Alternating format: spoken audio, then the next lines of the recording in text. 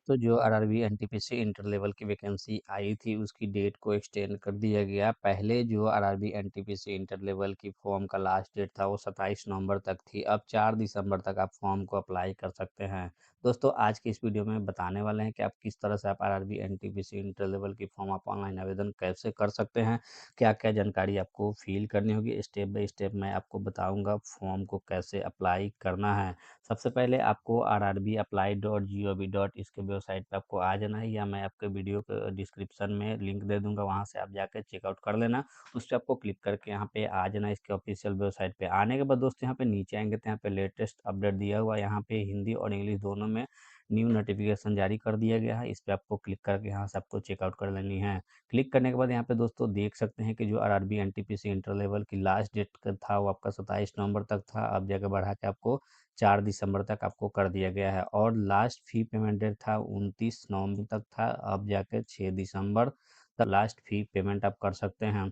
उसके बाद दोस्तों अगर आपका एप्लीकेशन में कुछ गलती होता है तो आपका मॉडिफिकेशन का डेट दिया गया था, पहले 30 नवंबर से लेकर 9 दिसंबर तक दिया गया था।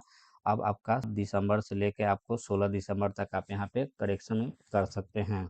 उसके बाद दोस्तों आपको सबसे पहले आपको ऑफिशियल वेबसाइट पे यहाँ पे आ जाना। आने के बाद यहाँ पे ऊपर आएंगे तो यहाँ पे दोस्तों देख सकते हैं यहाँ पे दो ऑप्शन दिया गया है। एक लॉगिन का ऑप्शन दिए गए, जो आपने पहले कभी आरआरबी का फॉर्म अप्लाई किया था, आपके पास यूजर नेम और पासवर्ड होगा तो यहाँ से आप लॉगिन करके अप्लाई कर सकते हैं। या अगर फर्स्ट टाइम आप अप्लाई कर रहे हैं तो यहाँ से आपको क्रिएट एन अकाउंट, इस पर आपको क्लिक कर देना है। क्लिक करते ही आपका अगला पेज ओपन हो जाएगा। तो दूसरे यहाँ पे कुछ पॉपअप आया हुआ है, यहाँ पे वही बात दिया गया है कि जो अगर आपने 2024 या 25 में अगर आरआरबी का फॉर्म अप्लाई किया है तो आपके पास यूजर नेम और पासवर्ड होगा, वहाँ से आप लॉगिन कर सकते हैं।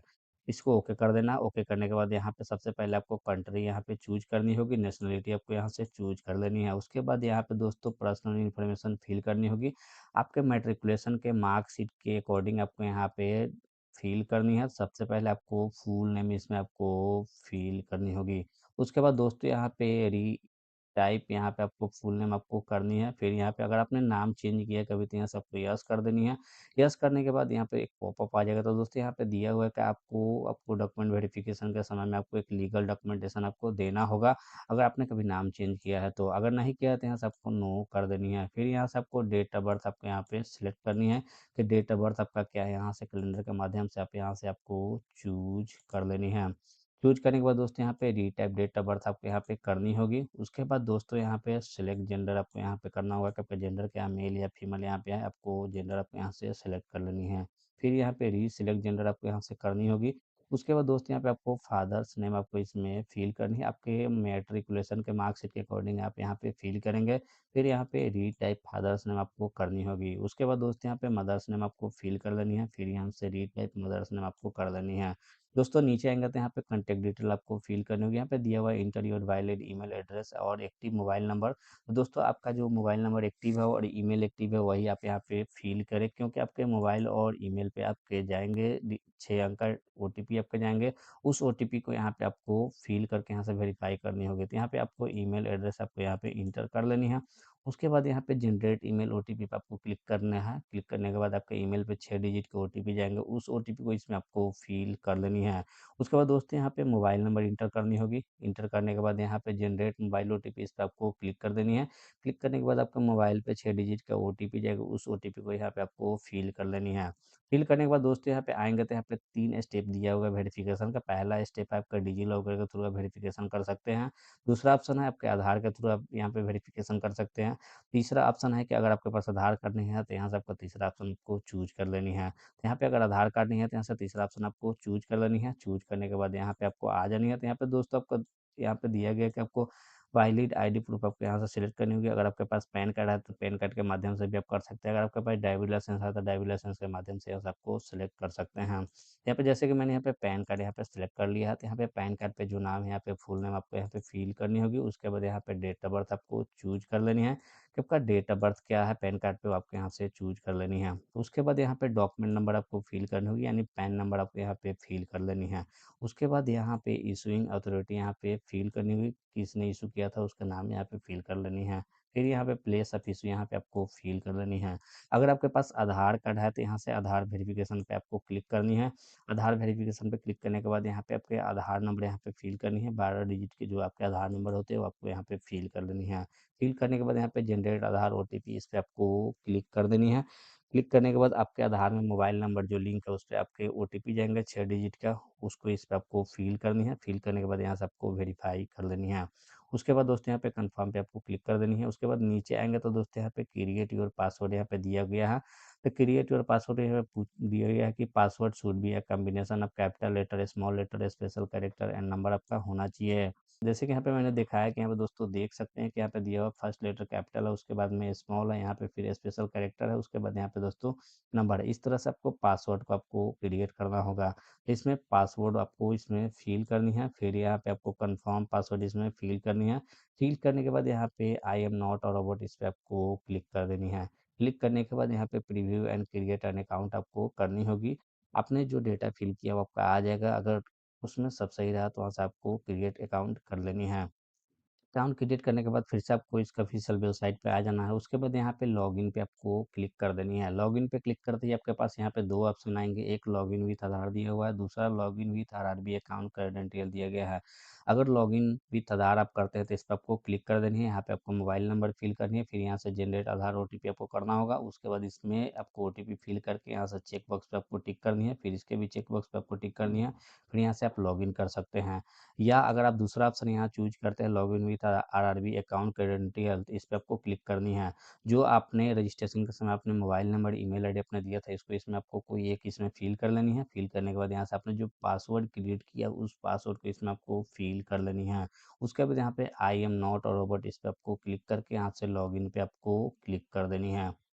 लॉगिन पे क्लिक करते ही आपके पास टू फैक्टर ऑथेंटिकेशन का आपके पास ऑप्शन आ जाएगा। तो दोस्तों यहाँ पे टू फैक्टर ऑथेंटिकेशन आप यहाँ से कर सकते हैं, सेंड ओटीपी टू मेल या सेंड ओटीपी टू फ़ोन। इस पे आपको क्लिक कर देनी है। तो आपके मोबाइल पे यहाँ पे 6 डिजिट का ओटीपी जाएगा। उस ओटीपी को इसमें फ़िल करनी है। फ़िल करने के बाद यहाँ पे लॉगिन पे क्लिक कर देनी है।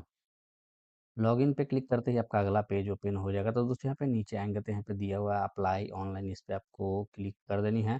क्लिक करने के बाद दोस्तों यहाँ पे नीचे आएँगे तो यहाँ पे देख सकते हैं यहाँ पे 2 चीज़ का फॉर्म अप्लाई हो रहा है। एक आरआरबी जेईई का अप्लाई हो रहा है, यहाँ पे आपका एक हो रहा है अंडर ग्रेजुएट पोस्ट यहाँ पे दिया हुआ है। तो यहाँ से आपको अप्लाई करना है तो इस पे आपको यहाँ से ज़ोन आपको सबसे पहले आपको सेलेक्ट करना है, किस ज़ोन में आप अप्लाई करना चाहते हैं। जिस ज़ोन में आप यहाँ से अप्लाई करना चाहते हैं उस ज़ोन को यहाँ से आपको सेलेक्ट कर देनी है। सिलेक्ट करने के बाद यहाँ पे आएँगे तो I am not currently debarred by any RRB और आरसी, इस पे आपको क्लिक कर देनी है। फिर यहाँ से नीचे भी चेक बॉक्स पे आपको इस पे टिक कर देनी है। टिक करने के बाद यहाँ पे नेक्स्ट इस पे आपको क्लिक कर देनी है।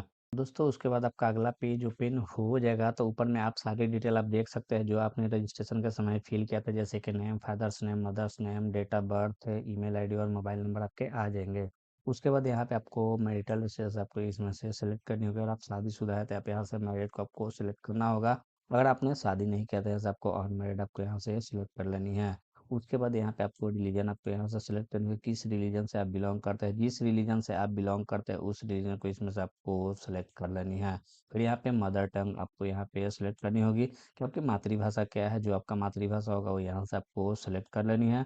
फिर दोस्तों यहाँ पे आपको किस लैंग्वेज में आप एग्ज़ाम देना चाहते हैं, जिस लैंग्वेज में आप एग्ज़ाम देना चाहते हैं उस लैंग्वेज को इसमें से आपको सेलेक्ट कर लेनी है। फिर यहाँ पे दोस्तों permanent visible mark of identification first आपको इसमें फ़िल करनी होगी।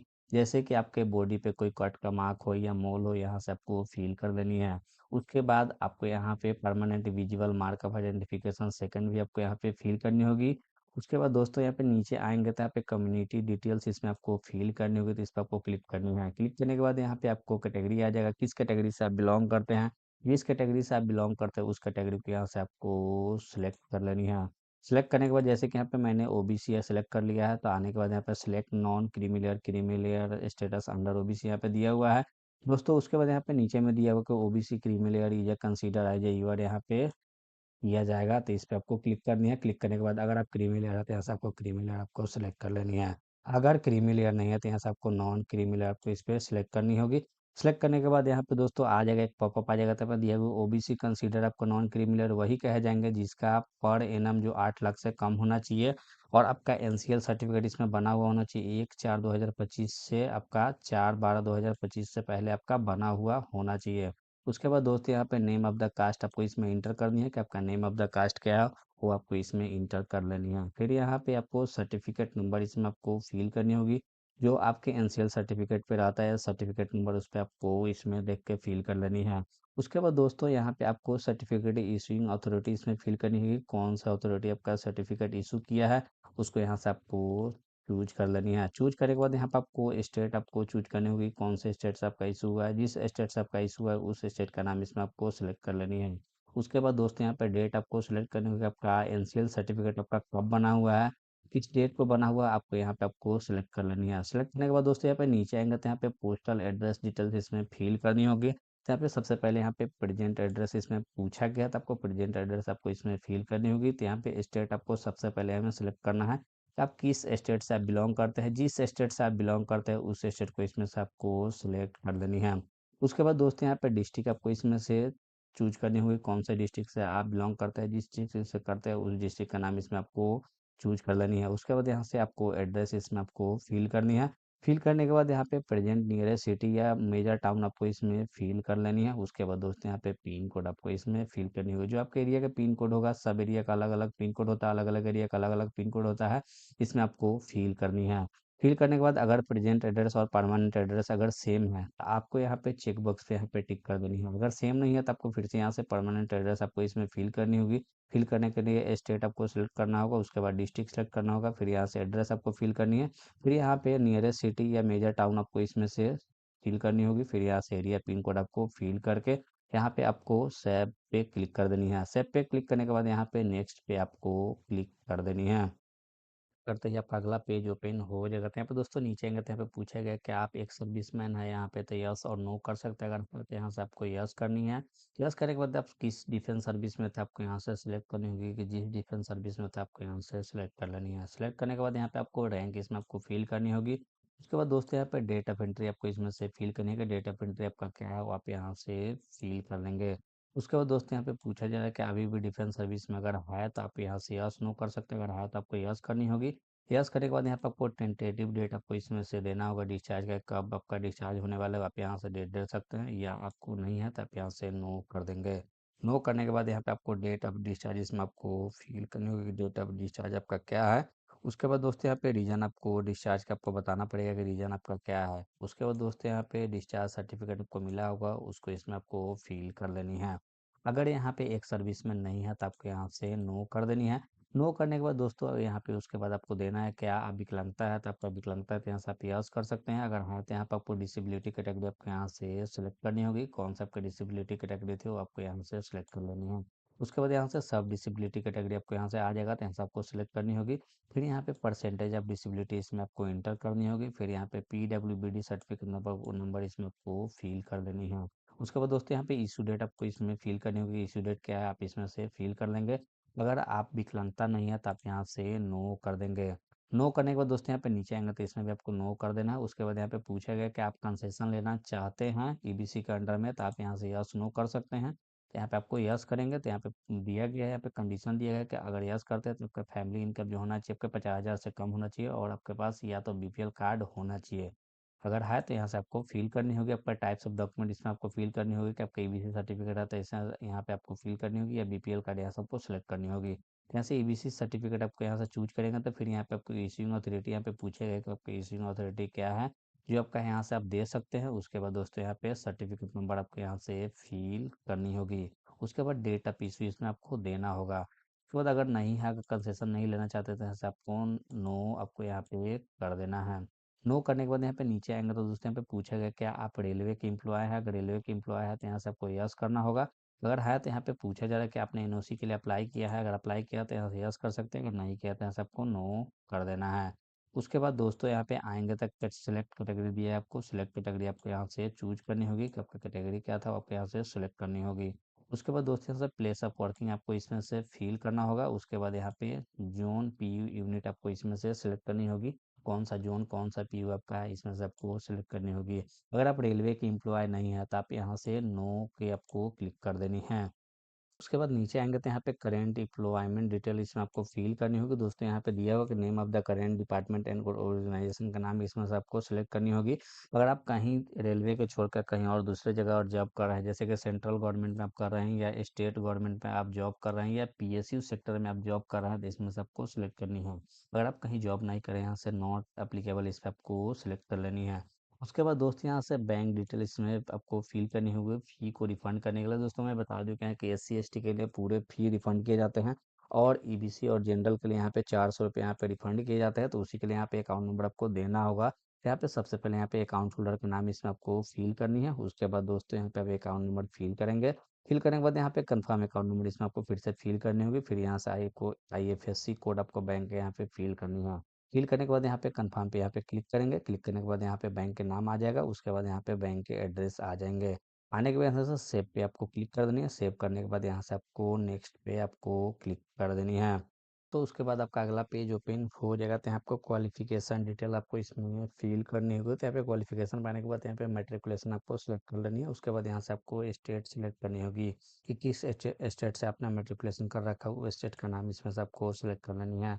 उसके बाद दोस्तों यहाँ से आपको डिस्ट्रिक्ट का नाम इसमें से आपको सिलेक्ट करनी है। डिस्ट्रिक्ट का नाम सेलेक्ट कर लेंगे। उसके बाद यहाँ पे बोर्ड का नाम इसमें आपको फिल करनी होगी कि किस बोर्ड से आपने मैट्रिकुलेशन कर रखा है, स्टेट बोर्ड से कर रखा है या बिहार बोर्ड से कर रखा है या आप सीबीएसई बोर्ड से कर रखा है। जिस बोर्ड से आपने मैट्रिकुलेशन कर रखा है उस बोर्ड का नाम इसमें आपको इंटर कर लेनी है। उसके बाद दोस्तों यहाँ पे डेट ऑफ पासिंग आपको इसमें से फिल करनी होगी। डेट ऑफ पासिंग आपका क्या है। उसके बाद यहाँ पे रोल नंबर आपको इसमें फिल करनी है कि आपका मैट्रिकुलेशन का रोल नंबर आपका क्या है। उसके बाद दोस्तों यहाँ पे आपका मैट्रिकुलेशन का सर्टिफिकेट नंबर या मार्कशीट नंबर इसमें आपको फिल कर लेनी है। फिल करने के बाद यहाँ से अपडेट पे क्लिक कर देनी है। यहाँ पे मैट्रिकुलेशन का डिटेल इसमें फिल हो चुका है। उसके बाद दोस्तों यहाँ पे फिर से आएंगे क्वालिफिकेशन डिटेल इस पे क्लिक करेंगे। क्लिक करने के बाद यहाँ पे 12th इस पे आपको सिलेक्ट कर लेनी है। सिलेक्ट करने के बाद दोस्तों यहाँ पे डिसिप्लिन सब्जेक्ट इसमें आपको सिलेक्ट करनी होगी। उसके बाद एनी डिसिप्लिन इस पे आपको सिलेक्ट कर लेनी है। सिलेक्ट करने के बाद यहाँ पे स्टेट आपको चूज करनी होगी, कौन सा स्टेट से आपने इंटरमीडिएट कर रखा है उस स्टेट का नाम इसमें से आपको सिलेक्ट कर लेनी है। उसके बाद दोस्तों यहाँ पे डिस्ट्रिक्ट भी आपको यहाँ पे सिलेक्ट करनी होगी। डिस्ट्रिक्ट सिलेक्ट करने के बाद यहाँ पे बोर्ड का नाम आपको इसमें फिल करनी है कि कौन से बोर्ड से आपने कर रखा है इंटरमीडिएट, उस बोर्ड का नाम इसमें आपको इंटर कर देनी है। इंटर करने के बाद डेट ऑफ पासिंग इसमें से आपको चूज करनी है कि डेट ऑफ पासिंग आपका क्या है, यहाँ से आप चूज कर सकते हैं। चूज करने के बाद यहाँ पे आपको परसेंटेज इसमें आपको फिल करनी है कि आपका कितना परसेंट इंटरमीडिएट में है, उस उसको इसमें आपको फिल कर लेनी है। फिल करने के बाद दोस्तों यहाँ पे पूछा जा रहा है कि आपके पास कंप्यूटर का नॉलेज है, अगर टाइपिंग अगर आता है, आपके पास सर्टिफिकेट है टाइपिंग, तो यहाँ से आप दे सकते हैं, यस और नो कर सकते हैं। उसके बाद दोस्तों यहाँ से एड बटन पे आपको क्लिक कर देनी है। ऐड बटन पे क्लिक करते ही आपका यहाँ पे डेटा सेव हो जाएगा। उसके बाद यहाँ पे दोस्तों अगर देना चाहते हैं, अगर 12th के बाद भी अगर देना चाहते हैं तो यहाँ से आप दे सकते हैं। अगर नहीं देना चाहते हैं तो यहाँ पे ऐसे नेक्स्ट पे आपको क्लिक कर देनी है। अगला पेज ओपन हो जाएगा। तो दोस्तों ये सेक्शन आपका खुला हुआ है, इसमें आपको लाइव कैप्चर इमेज आपको इसमें अपलोड करनी होगी। उसके बाद इसमें सिग्नेचर आपको अपलोड करनी होगी। तो लाइव कैप्चर इमेज करने के लिए यहाँ पे कुछ सैंपल ऑफ फ्यू रिजेक्टेबल फोटो दिया हुआ है, इस पे आपको क्लिक कर देनी है। क्लिक करने के बाद यहाँ पे देख सकते हैं कि अगर आपने चश्मा लगा के अगर फोटो को कैप्चर करेंगे तो आपका फोटो रिजेक्ट हो जाएगा। उसके बाद दोस्तों यहाँ पे देख सकते हैं टोपी भी आप नहीं पहन सकते हैं। टोपी पहन के आप करेंगे तो यहाँ पे आपको रिजेक्ट हो जाएगा। यहाँ पे आपको सिंपल आपको यहाँ पे लाइव कैप्चर इमेज करना होगा। उसके बाद यहाँ पे दोस्तों यहाँ पे क्रॉस पे आपको क्लिक कर देनी है। क्रॉस पे क्लिक करने के बाद यहाँ पे नीचे आएंगे तो दोस्तों यहाँ पे कुछ स्पेसिफिकेशन दिया हुआ है। इस स्पेसिफिकेशन को आपको अच्छे से रीड आउट यहाँ पे कर लेनी है।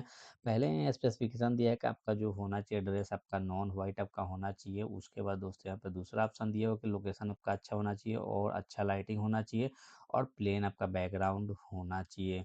उसके बाद आपको यहाँ पे दिया हुआ है कि आपको कैमरा की तरफ आपको सीधा आपको देखना है। देखने के बाद आपको कैप्चरिंग आपको करना होगा।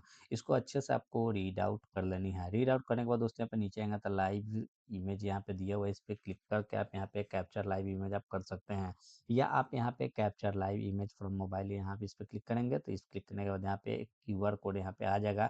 इस क्यूआर कोड को आप अपने मोबाइल से स्कैन करेंगे। स्कैन करने के बाद आपको लॉगिन करनी होगी। लॉगिन करके वहाँ से आपको मोबाइल से भी आप कैप्चर कर सकते हैं। उसके बाद दोस्तों यहाँ पे नीचे आएंगे तो यहाँ पे देख सकते हैं यहाँ पे कि अगर आप वेब कैम से आप करना चाहते हैं तो इस पे आपको क्लिक कर देनी है। क्लिक करके आपको यहाँ से ब्लिंक करनी है। आँख को ब्लिंक करने के बाद यहाँ से लाइव कैप्चर इमेज आपको अपलोड करनी होगी। तो लाइव कैप्चर इमेज करने के बाद नीचे आएँगे तो यहाँ से आपको सिग्नेचर आपको अपलोड करने होगा। तो सिग्नेचर के यहाँ पे कुछ स्पेसिफिकेशन दिया हुआ है, जैसे कि यहाँ पे सिग्नेचर का जो साइज़ दिया गया है यहाँ पे 50 इंटू 20 आपका साइज़ होना चाहिए और यहाँ पे दिया व्हाइट पेपर पे ब्लैंक इंक पेन से आपको सिग्नेचर करना होगा। उसके बाद दोस्तों यहाँ पे देख सकते हैं, यहाँ पे दिया हुआ है कि जेपीईजी और जेपीजी फॉर्मेट में आपको यहाँ पे अपलोड करनी होगी। और पिक्सल की बात करें तो यहाँ पे 140 इंटू 60 पिक्सल यहाँ पे दिया हुआ है और केबी का जो साइज़ दिया है यहाँ पे 30 केबी से 49 केबी के बीच में आपका सिग्नेचर होना चाहिए। उसके बाद यहाँ पे ब्राउज़ पे क्लिक करके यहाँ से आपको अपलोड कर लेनी है। अपलोड करने के बाद यहाँ पे इसको चेक बॉक्स पे यहाँ पे टिक कर देनी है। टिक करने के बाद दोस्तों यहाँ पे सेव करनी है, सेव करने के बाद यहाँ पे नेक्स्ट कर देनी है।